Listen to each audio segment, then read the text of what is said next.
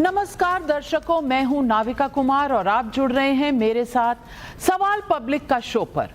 प्रयागराज महाकुंभ के समापन के बाद आज प्रधानमंत्री नरेंद्र मोदी ने एक ब्लॉग लिखा, एकता का महाकुंभ, युग परिवर्तन की आहट।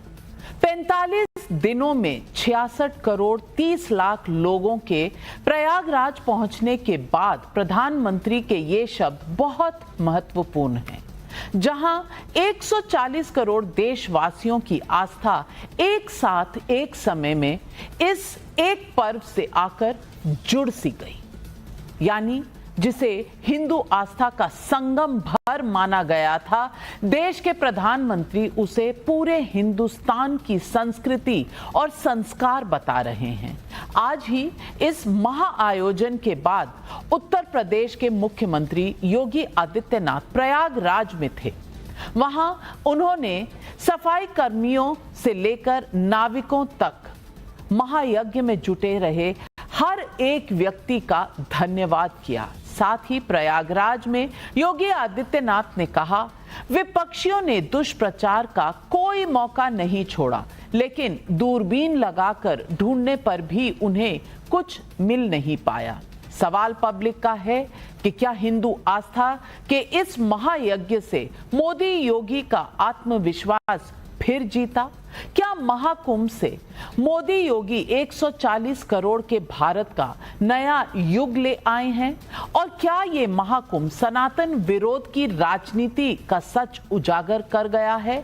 इस बीच समाजवादी पार्टी के नेता अमीर जमाई ने ये कहा, औरंगजेब के जमाने में भी कुंभ होता था, उतनी अव्यवस्थाएं नहीं होंगी, उतने लोग नहीं मारे गए होंगे जितना आदरणीय मुख्यमंत्री योगी आदित्यनाथ जी के जमाने में जो अव्यवस्थाएं हुई। औरंगजेब और कुंभ, मैं अब इस पर क्या ही कहूं, लेकिन महाकुंभ का स्नान करके आए कर्नाटक के उप मुख्यमंत्री डीके शिव कुमार ने महाकुंभ की व्यवस्था की तारीफ कर दी। उन्होंने कहा, पहली बात तो मेरा अनुभव बहुत अच्छा था, मैंने व्यवस्था की तारीफ की। ये काम करना कोई छोटी बात नहीं थी, मुझे गलतियां निकालने में कोई दिलचस्पी नहीं है।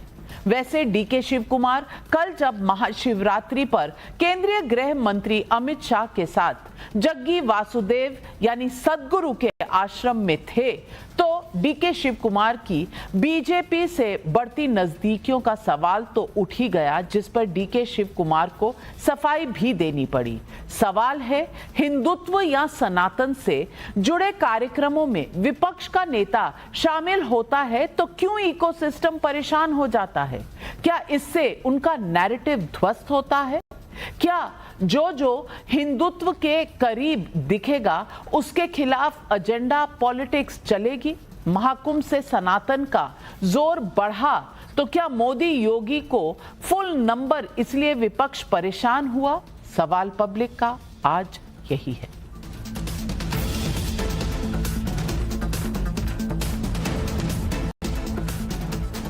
महाकुंभ अब 12 साल बाद आएगा, लेकिन अब की बार के आयोजन को लेकर राजनीति के दोनों खेमों में जो हलचल है वो बता रही है कि इसकी राजनीति अगले कुछ समय तक थमने वाली नहीं दिखती।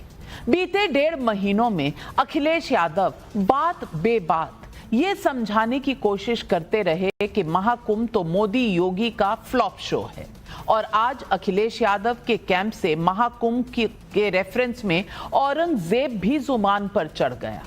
क्या कहा गया, आप खुद सुन लीजिए। जो आस्थाएं हैं इस पर कभी भी हमें लगता है ये बहुत ही निजी मामला है, और लेकिन कुंभ जिस तरह से हुआ है, हम ये समझते हैं कि औरंगजेब के ज़माने में भी कुंभ होता था, उतने अव्यवस्थाएं नहीं होंगी, उतने लोग नहीं मारे गए होंगे जितना आदरणीय मुख्यमंत्री योगी आदित्यनाथ जी के ज़माने में जो अव्यवस्थाएं हुई। कितने लोग अभी उनकी लाशें नहीं मिल रही हैं, लोगों के परिजन गायब हैं, और 60,000 करोड़ रुपया लगाने के बावजूद। और आज सरकार बहुत गर्व से कह रही है कि एक भी कोई मिसिंग नहीं है, एक भी कोई मारा नहीं गया है। महाकुंभ की भगदड़ पर सवाल उठाना लाजमी है, जरूरी है और सही भी है, लेकिन जब आप औरंगजेब का नाम लेते हैं, फिर आपका टारगेट कौन सा वोट बैंक है, ये दर्शक खुद तय कर लें। उधर ऊपर मैंने डीके शिव कुमार की बात बताई कि वो कैसे दुष्प्रचार के शिकार हुए जब उन्होंने जग्गी वासुदेव के कार्यक्रम में हिस्सा लिया। यहां मैं आपको ये भी बता दूं कि महाशिवरात्रि पर सदगुरु के कार्यक्रम में अमित शाह के साथ डीके शिव कुमार शामिल भी नहीं हुए थे। उसके पहले से सोशल मीडिया पर सदगुरु भी कुछ लोगों के निशाने पर आ गए। मैं पूछना चाहती हूं कि ये सब क्या संयोग है या प्रयोग? सुनिए डीके शिव कुमार से जब बीजेपी से नजदीकियों का सवाल पूछा गया तो उन्होंने क्या कहा। See, I'm telling you, making it very clear.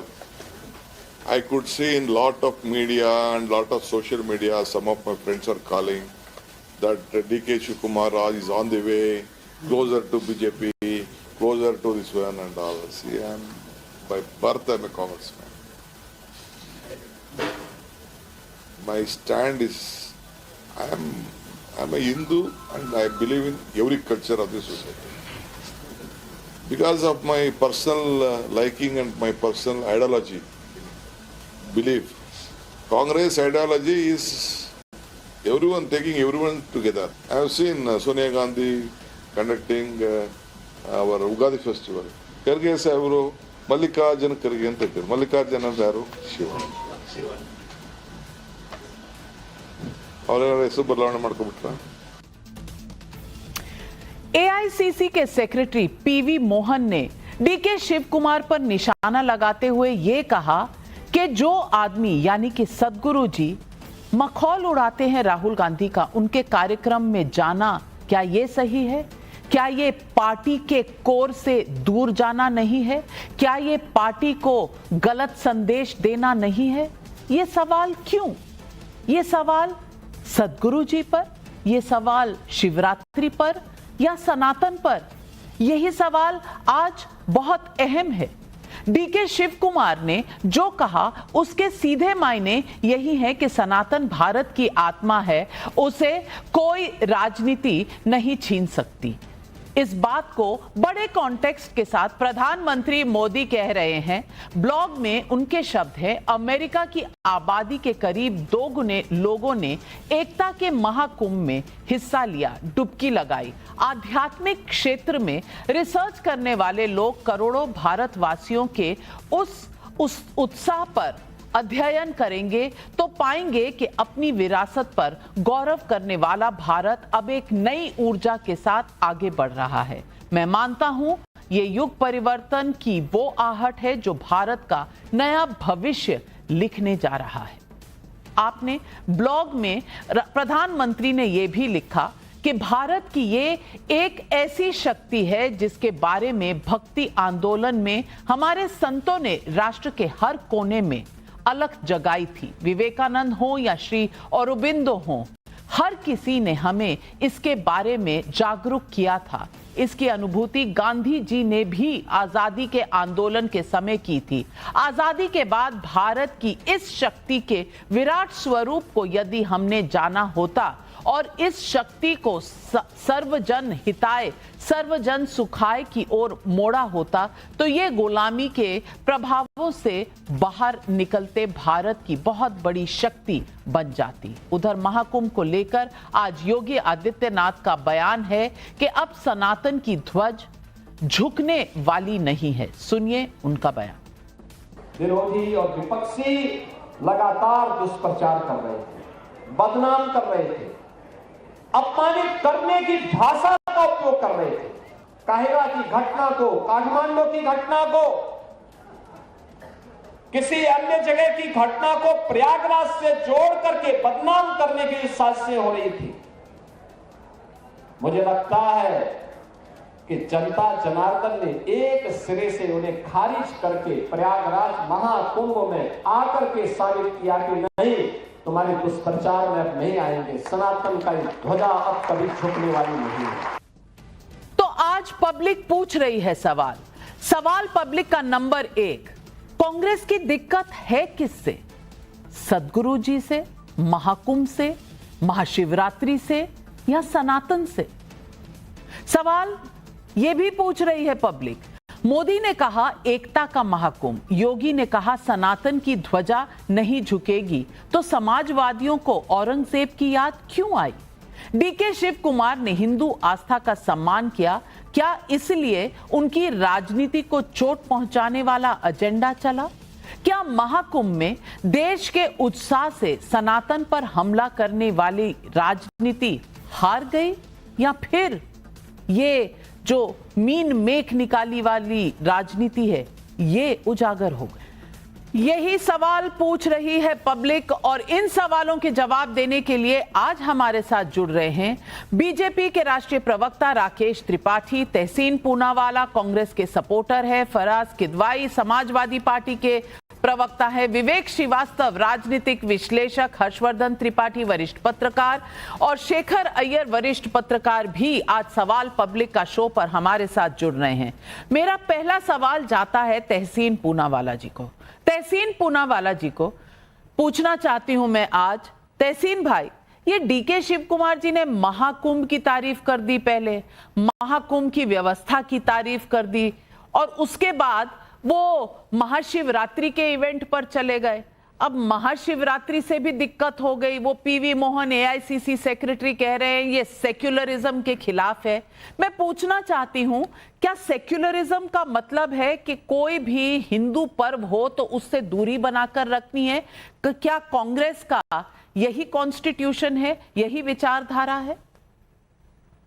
Navika जी, अवल आपके शो में शिरकत करने का मौका मिला, इसलिए आपका शुक्रगुजार हूँ। उत्तर प्रदेश सरकार को बधाई देना चाहता हूँ कि उन्होंने अच्छा महाकुंभ का जो फेस्टिवल है उन्होंने अच्छी तरह से उसको ऑर्गेनाइज किया। लेकिन 2 या 3 चीज में रखना चाहता हूँ, हम शायद इश्यूज को मिक्स कर रहे हैं। एक है एआईसीसी के एक सेक्रेटरी ने एक ऑब्जेक्शन उठाया है, एक उन्होंने अपनी व्यक्तिगत राय उन्होंने की है किसी एक व्यक्ति को लेकर, ये कोई हिंदू धर्म पर अटैक नहीं है। ठीक उसी तरह जैसे सारा इस तरह से बात हो रही कि कांग्रेस पार्टी महाकुंभ के खिलाफ है या सनातन धर्म के खिलाफ है। महाकुंभ का ऑर्गेनाइजेशन हुआ, बहुत अच्छा, साधुवाद देना चाहता हूँ, लेकिन उसी महाकुंभ के अंदर हमारे भारतीयों की मृत्यु हुई। अगर उस पर हम सवाल पूछे तो माननीय मुख्यमंत्री उत्तर प्रदेश के असेंबली के अंदर कहते हैं कि हम वल्चर्स हैं। नाविका जी, 4 बजे सुबह आपके रिपोर्टर्स उन लाशों को ढूंढ रहे थे, क्या आपके रिपोर्टर्स वल्चर हैं? जब हमने कहा कि मां गंगा जो दुनिया का सबसे बड़ा गैदरिंग हो रहा है, जो मां गंगा में स्नान करने को लोग आ रहे हैं, वहां पर मिनिस्ट्री ऑफ एनवायरनमेंट ने कहा है कि वहां पर वो पानी इतना साफ नहीं, तो क्या ministry of environment Bhupendra Yadav ji की मिनिस्ट्री पिग्स है, सुअर है, जिन शब्दों का प्रयोग माननीय मुख्यमंत्री जी ने कहा? ये किस तरह की भाषा का प्रयोग कर रहे हैं माननीय मुख्यमंत्री? जब हम हमारे भारतीयों के लिए सवाल पूछते, जो रेलवे स्टेशन पे कुचले गए जब वो प्रयागराज जाना चाहते थे और रेलवे मिनिस्ट्री उनकी मदद करने के बदले कह रही कि एक्स और ट्विटर पे जो पोस्ट है उसे निकालो, तो क्या वो रेलवे मिनिस्ट्री वल्चर थी या हम वल्चर कह रहे उनको, गरीबों को इंसाफ दे? इस तरह की बातों से बचना चाहिए। सवाल है जिसको जहां जाना है, जहां अपनी आस्था उनको लगती है कि वहां उनकी आस्था पूरी होती है वो जाए। कांग्रेस पार्टी इसकी इजाजत देती है, कांग्रेस पार्टी एक लोकतांत्रिक पार्टी है, लेकिन सवाल पूछना ऑर्गेनाइजेशन पर ना ही आपको वल्चर बनाता है, ना ही आपको सुअर बनाता है। तहसीन पूनावाला जी, स्तब्ध हूं बिल्कुल, क्योंकि मैंने सवाल पूछा डीके शिव कुमार पे और आप कह रहे हैं पार्टी डेमोक्रेटिक है। बड़ी डेमोक्रेटिक पार्टी है आपकी कि एक एआईसीसी सेक्रेटरी हिंदुइज्म के खिलाफ लिखते हैं और कोई कुछ नहीं कहता। मैं पढ़ देती हूँ उन्होंने क्या लिखा। मैं एक second thanking invitation from someone who mocks RG यानी Rahul Gandhi, the hope of the nation, aligning with RSS narrative while serving as a president of a secular party। यानी कि आप कह रहे हैं कि सदगुरु जी के इनविटेशन पर धन्यवाद देना। अब सदगुरु जी के साथ अशोक गहलोत हो तो सदगुरु जी से तो दिक्कत आपको शायद नहीं होगी। यहाँ सिद्धारमैया जी हैं सदगुरु जी के साथ, शायद दिक्कत नहीं होगी। बल्कि कांग्रेस पार्टी में उन्हें एनवायरनमेंट का खिताब भी दिया था 2010 में उन्होंने सदगुरु जी को। तो सदगुरु जी के बारे में ये लिखना कि वो कांग्रेस पार्टी और राहुल गांधी के बारे में क्या कह रहे हैं। रॉबर्ट वाड्रा जी भी है सदगुरु जी के साथ, वो भी शायद गलत होंगे। और इसी महीने रेवंत रेड्डी तेलंगाना के मुख्यमंत्री भी हैं। 2022 में सोनिया गांधी जी की ये चिट्ठी है जो सदगुरु जी को सेव द सॉइल कैंपेन के लिए मुबारकबाद दे रही है। और यहाँ पीवी मोहन जी कह रहे हैं कि आप उस आदमी के इनविटेशन पर जा रहे हैं जो राहुल गांधी का मजाक उड़ाता है। अब सोनिया गांधी राहुल गांधी से ऊपर हैं, नीचे हैं? क्या कांग्रेस राहुल गांधी है, राहुल गांधी कांग्रेस है? पहले ये समझा दीजिए। दूसरा सवाल, वो कहते हैं कि एक सेक्युलर पार्टी का ऐसा व्यवहार नहीं होना चाहिए, और खास करके जो सेक्युलर पार्टी का एक राज्य का प्रेसिडेंट हो। तो यानी कि महाशिवरात्रि के पर्व में जाना सेक्युलर पार्टी को बैंड है क्या? क्या सेक्युलर पार्टी महाशिवरात्रि के इवेंट में नहीं जा सकती? और वो कह रहा है आगे कि ये कांग्रेस की जो विचारधारा है, कांग्रेस के कोर से दूर ले जाता है, कंफ्यूज करता है पार्टी वर्कर को। तहसीन पूनावाला जी, मुझे बता दीजिए, ये डेमोक्रेटिक पार्टी में क्या कांग्रेस किसके लिए खड़ी है, उसकी आइडियोलॉजी क्या है, इसको समझने में भी डेमोक्रेसी है? थैंक यू नाविका जी, मैं जवाब दे दूं। 4.5 मिनट का सवाल था, मैं जवाब दे देता हूँ। यही बताता है कि कांग्रेस लोकतांत्रिक पार्टी है। जैसे आपने बताया नाविका जी, माननीय अशोक गहलोत जी, रेवंत रेड्डी जी वगैरह वगैरह सभी सदगुरु जी से मिले।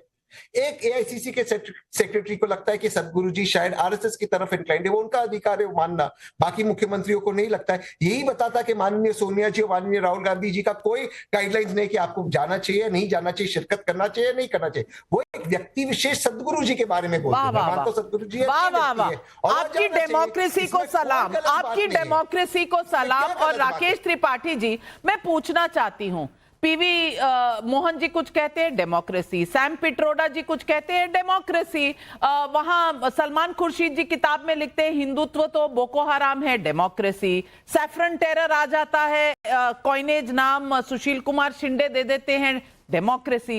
ये इतनी डेमोक्रेसी कैसे चलेगी कांग्रेस पार्टी की कि ये जो कॉन्स्टिट्यूशन की डेमोक्रेसी है सिर्फ कांग्रेस पार्टी ही समझती है और कोई पार्टी नहीं समझती? केवल इतना ही नहीं है, कांग्रेस पार्टी की सारी डेमोक्रेसी सनातन के विरुद्ध होती है। कांग्रेस की ये सारी डेमोक्रेसी साधु संतों के विरुद्ध हो सकती है। कांग्रेस की ये सारी डेमोक्रेसी हिंदू रीति रिवाज परंपराओं के विरुद्ध हो सकती है। ये डेमोक्रेसी कभी इस्लाम के विरुद्ध नहीं हो सकती है। आप इस्लाम के विरुद्ध टीका टिप्पणी करते समय जबान सिल जाएगी, तब वो इनकी डेमोक्रेसी कहीं ना कहीं खो जाएगी। देखिए, आपका प्रवृत्ति किस तरह की है। अभी तक कह रहे थे ना कि गिद्ध कौन था, सुअर कौन था, ये प्रवृत्तियां हैं। इन प्रवृत्तियों की चर्चा उत्तर प्रदेश के मुख्यमंत्री योगी आदित्यनाथ जी ने विधानसभा में की थी। आप अपने आप को उस प्रवृत्ति के नजदीक पाने लगते हैं, इसलिए आप उबल पड़ते हैं इस बात को लेकर के। लेकिन इन प्रवृत्तियों को आपके बयानों से हमने देखा है, बारंबार आपने सनातन का अपमान करने की चेष्टा की है और आप परेशान हैं। मैं जानता हूं इस कुंभ में इतनी भव्यता, इतनी विराट हिंदू चेतना होगी, 66 करोड़ 30 लाख से ज्यादा लोग वहां डुबकी लगाने के लिए पहुंच जाएंगे। 2024 के आम चुनावों में जो कुल मतदाता भारत के थे जिन्होंने अपना वोट डाला था, जिन्होंने लोकतांत्रिक अभियान में अपनी हिस्सेदारी की थी, जो उनकी राजनीतिक चेतना थी, वो 64 करोड़ 20 लाख थी। यानी 64 करोड़ 20 लाख लोग राजनीतिक चेतना के साथ अपने मत का प्रयोग करते हैं अपने घर के नजदीक, अपने पोलिंग स्टेशन पर जाकर के, और बहुत लंबी किलोमीटरों तक की यात्रा करके, सैकड़ों किलोमीटर तक की यात्रा करके लोग पहुंच जाते हैं प्रयागराज और जाकर के डुबकी लगा लेते हैं मात्र 45 दिन के भीतर 66 करोड़ 30 लाख। तो चिंतित होना तो स्वाभाविक है कि इस देश की आध्यात्मिक चेतना इस तरह से आज उठ करके खड़ी हो गई है। हर प्रकार से आपने कुंभ को अपमानित करने के लिए, कुंभ के संदर्भ में अफवाहें फैलाने में कोई कोर कसर नहीं छिड़ी। यही काम अखिलेश यादव उत्तर प्रदेश में कर रहे थे। 2 महीने पहले से ही उन्होंने कुंभ बुलेटिन जारी करके लोगों को डराना प्रारंभ कर दिया था कि पांटून पुल बने नहीं है, बिजली की व्यवस्था हुई नहीं है, कुंभ में तो कोई जा ही नहीं रहा है, ट्रेनें खाली जा रही है। तरह तरह के प्रयत्न किए और उसके बाद ममता जी ने तो हद ही कर दी जब कह दिया कि यह मृत्यु कुंभ है। कहा गया कि वहां पर पाप लोगों से चिपक जाएंगे। कहा गया कि पानी इतना गंदा है कि आचमन तो छोड़िए, नहाने योग्य नहीं है। 66 करोड़ 30 लाख लोग जिस जल में संगम में डुबकी लगाते हैं, उसके बावजूद देश में कोई महामारी नहीं आती है। अगर यह जल इतना अपवित्र होता, इतना गंदा होता, तो महामारी से लोग आज ग्रसित होते, आज देश के अस्पताल भरे हुए होते। लेकिन ये आपकी मानसिकता है और भारतीय जनता पार्टी के प्रति आप न जाने क्यों इतनी नफरत करते हैं, इतना विरोध करते हैं कि भाजपा का विरोध करते करते हिंदू का विरोध, सनातन का विरोध, मंदिरों का विरोध, आप हमारी धारणाओं का, हमारी आस्थाओं का विरोध करने लगते हैं। मैं सिलसिलेवार तरीके से बता सकता हूं, प्रभु राम का मंदिर कोई भारतीय जनता पार्टी का मंदिर नहीं था, लेकिन आपने उसकी प्राण प्रतिष्ठा के कार्यक्रम का यह कहकर के बहिष्कार कर दिया कि यह भाजपा का मंदिर है। प्रभु राम के मंदिर को आपने भाजपा का मंदिर बना दिया। आपने ऐसे ही कुंभ को कह दिया, यह कुंभ कोई भाजपा का कुंभ नहीं था, ये सनातन का महाकुंभ था। आपने सनातन के महाकुंभ को भी भाजपा का महाकुंभ कर दिया। सवाल कई सारे हैं राकेश त्रिपाठी जी, लेकिन फराज किदवाई, आज का सबसे बड़ा सवाल जो मैं पूछना चाहती हूं कि अब कुंभ में भी औरंगजेब याद आ गए। महाकुंभ में औरंगजेब, और औरंगजेब के समय अव्यवस्था नहीं हुई थी, तब इतने लोग नहीं मरे थे जितने अब।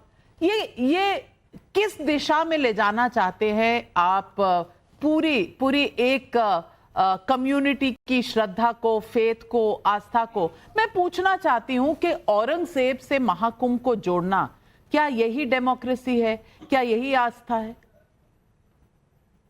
देखिए नविका जी, महाकुंभ जो है वो देश की करोड़ों लोगों की आस्था का, आध्यात्म का और धार्मिक परंपराओं का एक धार्मिक संगम है। और महाकुंभ में जो कंट्रीब्यूशन है, ना औरंगजेब का है ना अकबर का है। महाकुंभ पता नहीं कितने सौ सालों से इस देश में होता चला जा रहा है और करोड़ों लोगों की ये आस्था का एक पर्व है। लेकिन नविका जी, मेरा एक सवाल है कि इतने बड़े महापर्व पर, आस्था के इतने बड़े संगम में भारतीय जनता पार्टी ने सिर्फ और सिर्फ राजनीति की है। अभी आपने जिक्र किया नविका जी, उत्तर प्रदेश के माननीय मुख्यमंत्री जी का बयान, जिसमें उन्होंने इतने बड़े महापर्व पर, आस्था के इतने बड़े संगम में गिद्ध और सुअर जैसे शब्दों का इस्तेमाल किया। अगर गिरती हुई भाषा पे नविका जी नोबेल प्राइज मिलता होता तो माननीय मुख्यमंत्री जी को जरूर मिल जाता। और ये बयान आप देखिए, वो भी विधानसभा में दिए जा रहे हैं जहां पर ये शब्द एक्सपेंज भी नहीं होते हैं। नविका जी, चाणक्य नीति में एक श्लोक लिखा हुआ है, प्रलय भिन्न मर्यादा भवंती किल सागरा, सागरा भेद मिछंती प्रलय पिंड साधवा। इसका मतलब यह हुआ कि जिस सागर को हम बहुत गंभीर समझते हैं, प्रलय आने पर वो अपनी मर्यादा भूल जाता है और किनारों को तोड़कर जल और थल को एक कर देता है। लेकिन साधु या श्रेष्ठ व्यक्ति संकटों के पहाड़ टूटने पर भी श्रेष्ठ मर्यादाओं का उल्लंघन नहीं करता है। अब आप बताइए नविका जी, कह रहे हैं कि गिद्धों को वहां लाशें दिख रही हैं, सुअरों को वहां गंदगी दिख रही है। लेकिन नविका जी, मैं ये पूछना चाहता हूं कि माननीय मुख्यमंत्री जी वहां पर सफाई कर रहे हैं, ये माननीय मुख्यमंत्री जी की आज की फोटो है, तो ये गंदगी तो माननीय मुख्यमंत्री जी को भी दिख रही है क्योंकि वो स्वयं वहां सफाई कर रहे हैं। और तो मेरा एक सवाल मैं आपसे पूछती हूं, आप भाषा के बारे में सवाल पूछना चाहते हैं, जरूर उसका राकेश त्रिपाठी जी जवाब देंगे, लेकिन मैं पूछना चाहती हूं वो छपरी वाली भाषा सही थी? पूरी कैबिनेट छपरी के और उसके आगे के जो शब्द हैं वो तो मैं टेलीविजन पर कह भी नहीं सकती और महिला एंकर हूं तो बिल्कुल ही नहीं कह सकती। लेकिन शायद आप उस भाषा को अच्छी भाषा, संस्कारी भाषा, लिटरेरी भाषा समझते हो। मैं कम से कम वो राय नहीं रखती। लेकिन सवाल ये है कि हर मोड़ पर आपने समाजवादी पार्टी ने जिस तरह की भाषा का इस्तेमाल किया है, एक तरफ वो बात है और दूसरी तरफ औरंगजेब पर आज जो जोड़ दिया है, औरंगजेब और महाकुंभ पर, उस पे आपकी सफाई मुझे सुनाई नहीं दी। कहा भी होगा तो सुनाई नहीं दी। दोबारा कह दें, जनता सुनना चाहती है। मैं दोबारा कह देता हूं नविका जी, महाकुंभ मैंने आपको बोला कि इस देश के करोड़ों करोड़ों लोगों की आस्था का एक कुंभ है, एक त्योहार है। उसमें ना तो कंट्रीब्यूशन औरंगजेब का है, ना ही तो अकबर का है, ना ही तो हुमायूं का है। ये इस देश का महाकुंभ है नविका जी। क्लियर हो गया? मैंने फिर से बोल दिया। लेकिन अभी आपने जो है, आपने अभी भाषा की बात बोली। आपने औरंगजेब को योगी से क्यों जोड़ा? सवाल यह है। अगर आपकी समझ में ना आया हो तो मैं डायरेक्टली, सीधा, साफ, स्पष्ट बोल दूं।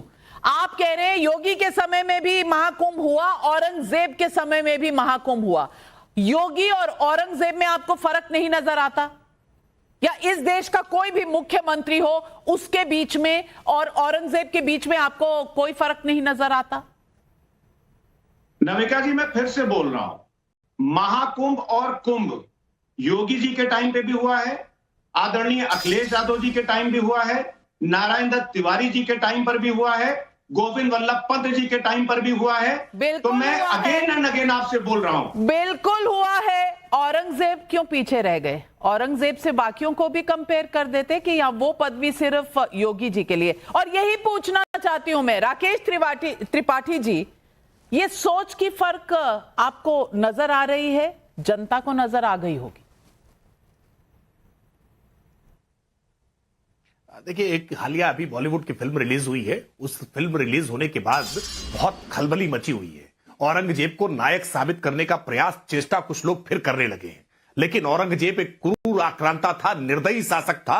यह देश के इतिहास के पन्नों में रंगा हुआ है। यह कितना भी प्रयास करें, औरंगजेब को, बाबर को अपने देश का नायक घोषित करने के लिए वे नायक हो नहीं सकते हैं। और औरंगजेब की उपमा तो एक बार एक अखबार ने लिख दी थी। अखिलेश जी बहुत नाराज हुए थे। अखिलेश जी के लिए लिख दिया गया था जब वो अपने परिवार के तमाम लोगों को कैसे पार्टी से बाहर निकाल रहे थे। तो मुझे लगता है कि समाजवादी पार्टी को इस प्रकार की प्रवृत्ति से बाहर आना चाहिए।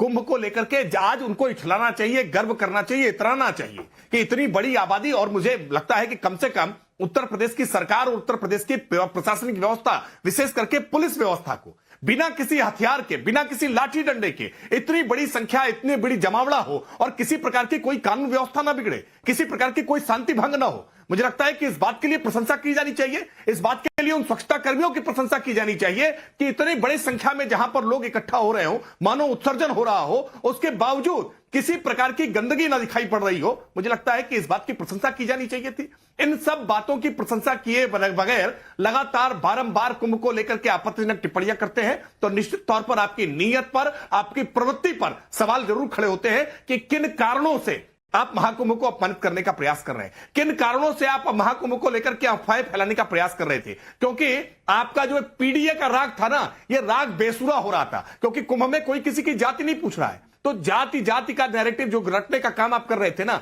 ये टूट रहा था, इसलिए आपको पीड़ा हो रही थी। और इस पीड़ा में आप सनातन के महाकुंभ का अपमान करने का प्रयास कर रहे थे। लेकिन जितना आपने ये चेष्टा की, जितना ये प्रयास किया है, उतना ही खामियाजा आपको आने वाले चुनाव में भुगतना भी पड़ेगा। मुझे पता नहीं चुनाव में क्या होगा और इससे चुनाव का लेना देना है भी या नहीं, मैं इसमें जाना ही नहीं चाहती।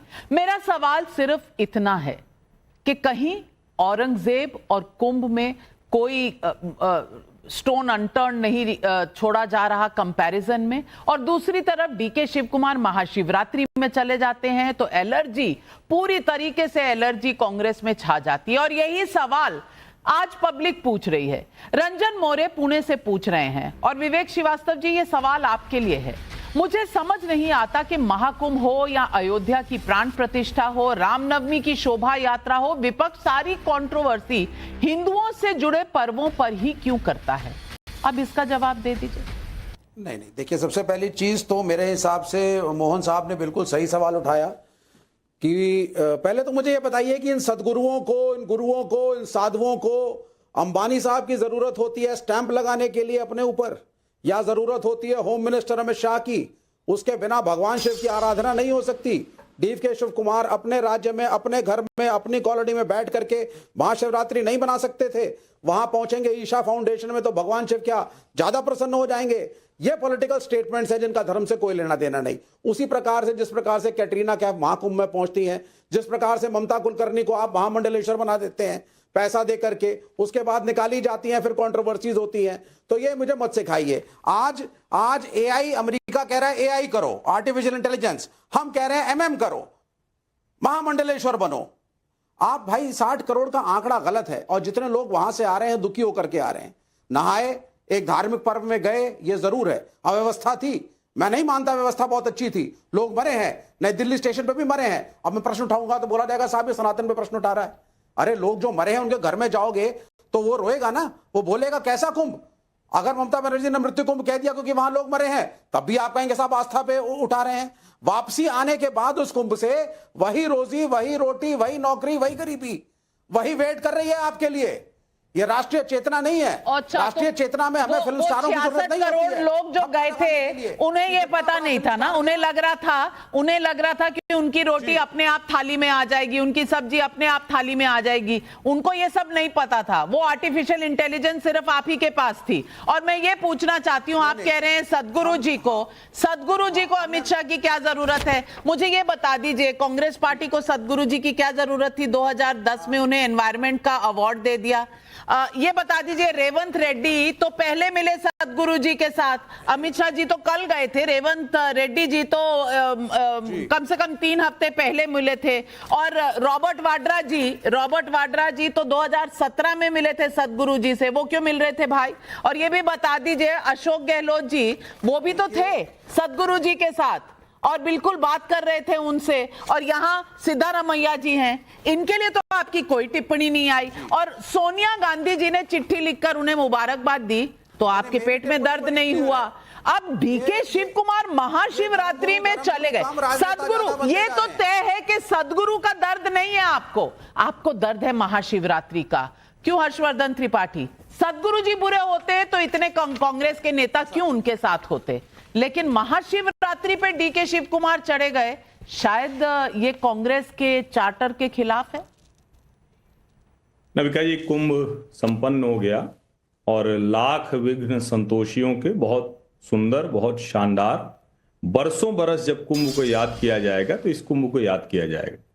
जहां तक रही बात कि किसके जमाने में कब हुआ था, मैंने आपके शो पे एक दिन और ये कहा था, और तब जितने भी मेहमान थे उन्होंने स्वीकार किया था। मैं नरेंद्र मोदी की सरकार से बार बार ये विनती कर रहा हूं, मांग कर रहा हूं, औरंगजेब, बाबर और ऐसे सारे मुगल आक्रांता और पापी जिन्होंने भारत की भूमि को एक तरह से कहें कि खंडित किया, उनको हटाइए, उनको इतिहास से हटाइए, उनके नाम पर जो चीजें बनी हैं वो हटाइए। ये रोज रोज का तमाशा बंद होना चाहिए। अब आते हैं मूल बात पर जिसकी चिंता मुझे ज्यादा है। अब कुंभ पर कोई भी टिप्पणी कर ले, वो आसमान की तरफ मुंह करके कुछ भी करिएगा तो गंदगी आप ही के ऊपर आनी है। लेकिन कुंभ पर जब ये टिप्पणी हो रही है तो डीके शिव कुमार ही नहीं गए, दिग्विजय सिंह गए, सचिन पायलट गए, सुक्खू जी गए और जाने कितने लोग गए। झारखंड की एक नेता ने तो बाकायदा खड़गे जी को टैग करके बताया कि मैं अभी स्नान करके लौट रही हूं। सवाल यह है, क्या कांग्रेस पार्टी जो इस देश की सबसे पुरानी पार्टी है, उसकी ये गति हो गई है कि हिंदू विरोधी होना और कांग्रेस होना समानार्थी हो गया? ये चिंता की बात नहीं है? हमारे डेमोक्रेटिक प्रोसेस के लिए चिंता की बात नहीं है कि राहुल गांधी से पूछा जाता है, रायबरेली में कोई पत्रकार पूछता है कि आप नहाने जाएंगे, गंगा स्नान करने जाएंगे, तो नमस्कार कह के, नमस्ते कह के चल देते हैं, उसका जवाब उनको नहीं सूझता है। ये हमारे डेमोक्रेटिक प्रोसेस के लिए चिंता की बात नहीं है कि राम मंदिर बना तो उसकी प्राण प्रतिष्ठा को नाना प्रकार से, मतलब क्या कुछ नहीं कहा गया, उसकी चर्चा की जाए तो बड़ा विचित्र लगे, कम से कम हिंदू आस्थावान व्यक्ति को तो लगेगा। लेकिन जरा सोचिए, वो सारे लोग उस पाले में खड़े हो गए हैं जहां हिंदू विरोध तक चला जाता है। और सदगुरु के आश्रम में अमित शाह गए, डीके शिव कुमार गए या दूसरे लोग जाते हैं, ये एक अलग विषय है। देश भर में जाने कितने आश्रम है, जाने कितनी जगहों पर इस तरह के कार्यक्रम होते हैं। महाशिवरात्रि पे आप अपने घर के बगल के मंदिर में जाइए। मैं तो कल गया, हमारी सोसाइटी के बगल का मंदिर बड़ा छोटा सा मंदिर है, 25 मिनट मुझे लगे जलाभिषेक करने। इसको भी अगर हिंदू जीवन के इस प्राण तत्व को अभी भी लोग नहीं पहचान पा रहे हैं, बहुत लंबे समय तक फ्रॉड सेकुलरिज्म के नाम पर मूल भावना को दबाया गया। और मैं तो कह रहा हूं कि फराज किदवई जैसे कुछ समझदार लोग और हों जो ये बातें कहें कि ये तो मूल रूप से, और ये मैं भी मानता हूं, ये कोई सरकार के आने जाने से नहीं होगा, लेकिन जिस स्केल पर योगी आदित्यनाथ की सरकार, जिस स्केल पर नरेंद्र मोदी की सरकार इन आयोजनों को ले जाती है, हिंदू होना जिस गौरव की, गर्व की पहचान है, भारतीय संस्कृति को धारण करना जिस गौरव गर्व की पहचान है, वो कभी नहीं हुआ था नविका जी। अगर कभी हुआ होता तो, और मैं आपको बता दूं, ये जो लोग कह रहे हैं, पता नहीं इनमें से कितने लोग उत्तर प्रदेश में यात्राएं करते हैं। आप सोचिए, ये सारे रास्ते प्रयागराज से 200 किलोमीटर के चारों तरफ के रास्ते पिछले 3-4 सालों में बने हैं। सब बने हैं का मतलब ये नहीं कि नहीं थे, लेकिन 2 से 4 लेन, 4 से 6 लेन, पहले से व्यवस्था होना, उसकी इंटरलिंक होना, और पूरा का पूरा शहर 2 गुना बड़ा हो गया। 2019 में हो गया था जब कुंभ लगा था। मैं ये कह रहा हूं कि आप क्या कहना चाह रहे हैं, पहले ये तय कर लीजिए। आप कुंभ का विरोध करना चाह रहे हैं, योगी आदित्यनाथ का करना चाह रहे हैं, नरेंद्र मोदी का करना चाह रहे हैं, जो हिंदू चेतना जागी उसका ये तय करिए। लेकिन विपक्षी दलों पर अगर हिंदू विरोध ऐसा चिपक रहा है कि समानार्थी हो जा रहे हैं, पर्यायवाची हो रहा है, ये खतरनाक है, इससे बचना चाहिए। और भाई पहले आप जवाब दे, विवेक जी आ रही हूं, शेखर अय्यर आ रही हूं, फराज भाई। नविका जी, अभी राकेश त्रिपाठी जी ने एक बहुत अच्छी बात कही और आपको ये अजीब ब्रेकिंग लगेगी कि सपा का प्रवक्ता जो है बीजेपी के प्रवक्ता की तारीफ कर रहा है। राकेश भाई ने अभी ये बोला कि महाकुंभ में दलित, पिछड़े, अगले सब एक हो गए। बहुत अच्छी बात है, मैं इसके लिए आपको बधाई देता हूं। लेकिन मैं उम्मीद करता हूं नविका जी कि ministry of social justice and empowerment की ये रिपोर्ट है जिसके हिसाब से इस देश का गटर 92% SC ST और OBC साफ कर रहा है। तो हमको उम्मीद है कि भारतीय जनता पार्टी की सरकार ने जिस तरह से कुंभ में SC ST OBC को और सबको, सारे हिंदू भाइयों को एक कर दिया, तो अब इस देश का जो दलित है वो गटर नहीं साफ करेगा, इसका कमिटमेंट ले लीजिए। इसी मिनिस्ट्री की एक रिपोर्ट है नविका जी जिसके हिसाब से दलितों के ऊपर उत्तर प्रदेश में सबसे ज्यादा अत्याचार हो रहे हैं। तो मुझे लगता है कि यहां पर भी हिंदू भाइयों की एकता आनी चाहिए कि अब दलितों के ऊपर बहुत ज्यादा अत्याचार नहीं होंगे। नविका जी, अब भारतीय जनता पार्टी को यह इंश्योर करना पड़ेगा, क्योंकि हिंदू भाई एक हो गए हैं, तो जैसे राकेश जी जवाब दीजिए, क्योंकि जो काम ये नहीं कर पाए वो होमवर्क आपके लिए छोड़ गए हैं। अब आप जवाब दे दीजिए। देखिए, दो बातें हैं।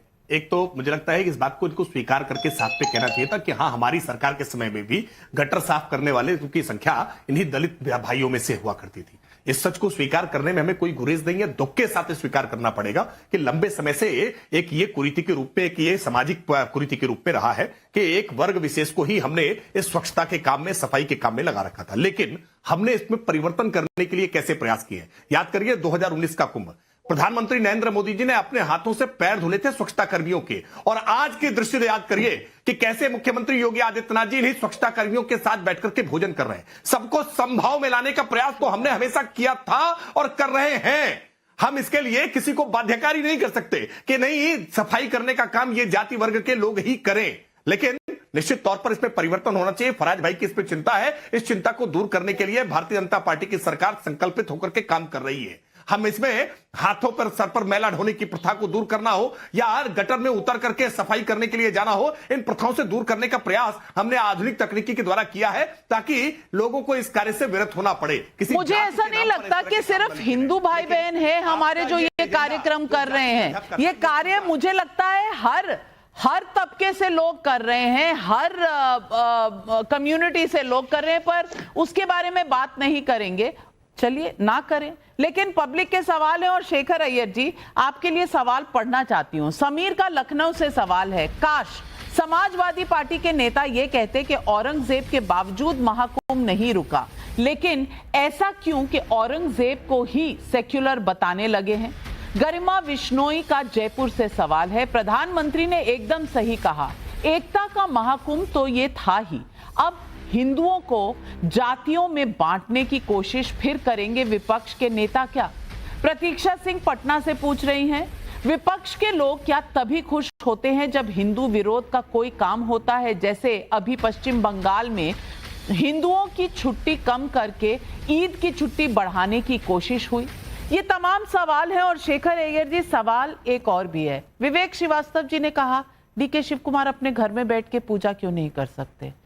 विवेक भाई, आप भी तो अपने घर में इफ्तार के लिए जा सकते हैं ना, बाहर क्यों जाते हैं? क्या शेखर ये सवाल नहीं पूछा जाना चाहिए? पूछेंगे तो कहेंगे देखिए अलग अलग लोगों में हम दीवार उठा रहे हैं, लेकिन इनके कहने से कोई सवाल नहीं पूछता। लोग कहते हैं डेमोक्रेसी है ये। देखिए, किसको कहां जाके पूजा करना है, किसको कहां जाके अपनी आस्था को ये करना है, वो अलग बात है। लेकिन अगर DK शिव कुमार को ये लग रहा है, इसमें एक बहुत बड़ा मैसेज है।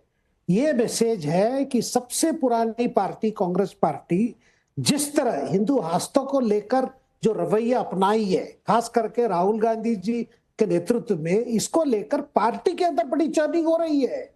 क्योंकि बार बार यूं क्या कह रहे हैं कि भाई मैं तो सब धर्म को मानता हूं, मैं हिंदू हूं, मैं हिंदू रहा हूं, हिंदू आस्था में है। और कुंभ उनका जो अनुभव है, वो अनुभव क्या अनुभव है? बहुत अच्छी व्यवस्था की गई थी, कमियां हो सकते हैं, इतने लोग आ रहे, लेकिन मैं उसको टिप्पणी नहीं करूंगा।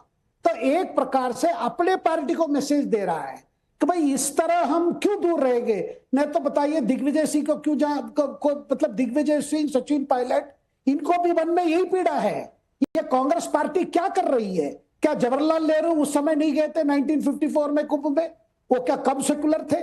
ये अपने आप को जहां आपको लगता है कि हिंदू आस्था है, हिंदू धर्म की बात है तो दूर रह जाओ। ये कौन सा सेकुलरिज्म है? जिस सेकुलरिज्म को लेकर कांग्रेस को बड़ी नुकसान हो रही है।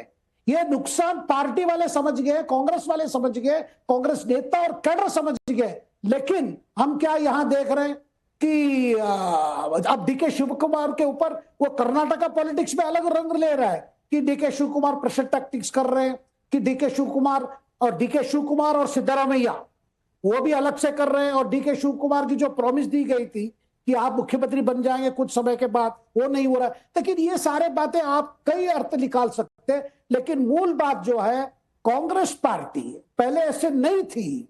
कांग्रेस पार्टी एक सेंट्रिस्ट पार्टी है, सब धर्म को मानती है, हिंदू धर्म के कभी खिलाफ नहीं थी।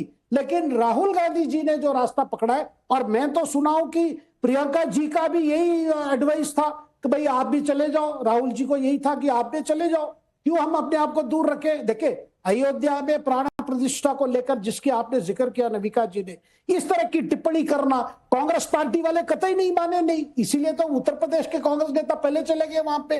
तो मुझे लगता है ये कांग्रेस पार्टी के लिए नुकसान होगी, जिसको लेकर पब्लिक का कोई इंटरेस्ट नहीं है। अब जाइए मत जाइए अलग बात है, जो राय देना है वो दे रहे हैं, हर चुनाव में दे रहे हैं। लेकिन मुझे लगता है पार्टी के अंदर बड़ी चर्निंग हो रही है, बड़ी बात कह रहे हैं शेखर अय्यर जी तहसीन पूनावाला। सवाल यही है, आप जिसे डेमोक्रेसी कह रहे हैं, क्या ये कांग्रेस खुद को एंटी हिंदू दिखाकर अपना ही नुकसान तो नहीं कर रही? क्योंकि जिसको आप डेमोक्रेसी कह रहे हैं वो हर हिंदू पर्व पर ही निकलकर क्यों बाहर आती है, और किसी पर्व पर क्यों नहीं कोई इस तरह की टिप्पणी आती? ये भी तो सवाल है।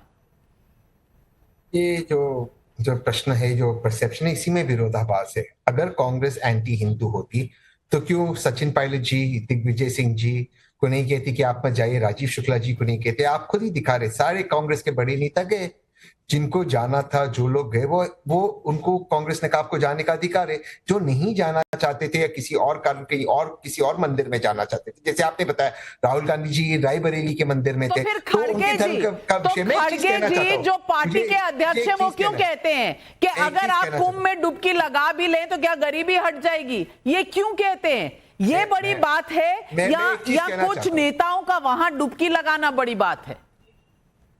नहीं, वो उनकी राय है, वो बात से आप इत्तेफाक, पार्टी के अध्यक्ष है, उनकी राय नहीं है। दो मैम, मैं पूरी डिबेट कांग्रेस में कोई बात नहीं, मैं रख देता हूँ, वो उनकी राय है, वो पार्टी के अध्यक्ष में मानता हूँ, वो उनकी राय थी, उससे कोई इत्तेफाक रखे ना रखे, वो अपनी बात रखना चाहते। लेकिन मेन चीज क्या है मैम, देखिए आपके शो में भाजपा के प्रवक्ता राकेश त्रिपाठी जी ने क्या कहा, उन्होंने कहा अगर आप कह रहे हैं कि पार्टी के अध्यक्ष की बात भी उनकी अपनी निजी राय है, तो फिर वो पार्टी नहीं है ना, फिर तो वो बनाना रिपब्लिक हो जाएगी। नहीं, ऐसे नहीं होता है। डेमोक्रेसी के अंदर सब बराबर होते हैं, सबको अपनी बात रखने का अधिकार है, उन्होंने अपनी बात रखी है। अगर हर्षवर्धन त्रिपाठी जी, मैं 10 सेकंड दे दीजिए, अगर वो इतने नहीं समझ गए, लबोलब आप समझ गए, समय कम है। हर्षवर्धन त्रिपाठी जी, सैम पिट्रोडा की अपनी राय होती है, पीवी मोहन की अपनी राय होती है, अब मल्लिकार्जुन खड़गे की भी अपनी निजी राय है। नविका जी, निजी राय थी तो डीके शिव कुमार के कुंभ स्नान के बाद खड़गे जी से उनकी नाराजगी के समाचार क्यों चले? क्यों डीके शिव कुमार को ये बताना पड़ा कि मैं हिंदू ही हूं और मरते दम तक हिंदू ही रहूंगा? क्यों डीके शिव कुमार के वहां सदगुरु के आश्रम में अमित शाह के साथ बैठने के बाद नाना प्रकार के तंज उनके ऊपर कसे जाने लगे? क्यों ये डर लगता है कांग्रेस के नेताओं को कि अगर राहुल गांधी की लाइन से अलग और जाएंगे, ये भी कहा गया कि मल्लिकार्जुन खड़गे के नाम में ही शिव है, तो क्या वो अपना नाम बदल लेंगे? ये सवाल बड़ा है। सवाल यही है कि कोई कुंभ को औरंगजेब से जोड़ रहा है और कोई कह रहा है कि सदगुरु के यहां क्यों जा रहे हो। दिक्कत सदगुरु जी से नहीं है, ये मैंने दिखा दिया। दिक्कत क्या महाशिवरात्रि से है? दिक्कत क्या सनातन से है? आज यही है सवाल पब्लिक का। विपक्षियों को दिक्कत है किससे?